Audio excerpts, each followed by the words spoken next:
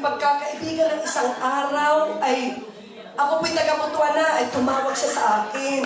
Sabi ko niya, dadalawin ko ikaw. Ako po'y nagtaka, para yata ka tayo magiging na magkababayan sa kakaba. Ako po'y natuwa, pero ako'y layo-layo. Ako nasa Mindanao, magkakaroon na ako ng isang kababayan na magiging kasama ko. Ako po'y masayang-masaya. Pagdating po niya doon, sa aking pong pakiwari, ng mga araw na iyon, ito na ang isa sa pinakamitinding kasayahang naranasan niya sa kanyang buhay kasama ang kanyang pinakamamahal. Sa buong araw po ng aming pagsasama ay talagang hindi ko po malilimutan kung gaano kaligaya ni Nep. Talagang kung wariin ko po talagang napakasaya niya.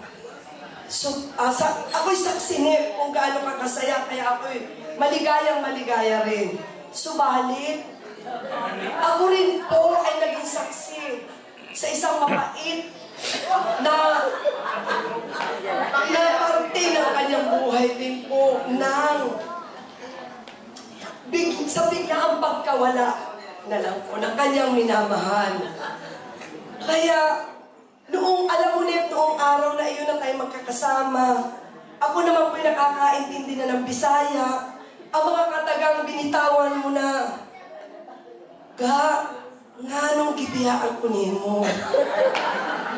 Alam mo po, noong mga panahon, nakakaintindi na po ako ng Bisaya, kaya talaga po ako'y nalungkot. At alam ko po, nakita ko po kung gaano siya kalungkot. Sinamahan po namin siya ni Dudin, kami po talaga magkakasama noon na pumunta doon. So, kita ko po habang sinasabi niya yung mga katagang iyon. So, sabi ko, kitang-kita ko rin po kung gaano siya nalungkot nung araw na iyon. Kaya, natapos naman iyon nalampasan mo na at kahit hanggang ngayon ay patuloy pa rin po kahit malayo ka ay nagpatuloy pa rin po naman ang aming pagkakaibigan. Kaya nga, Nep, ika nga ni Sharon Cuneta ay kahit maputi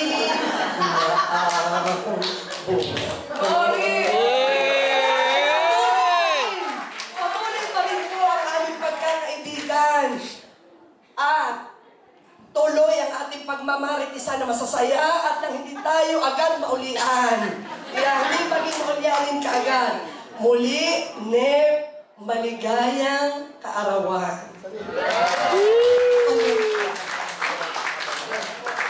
Ay,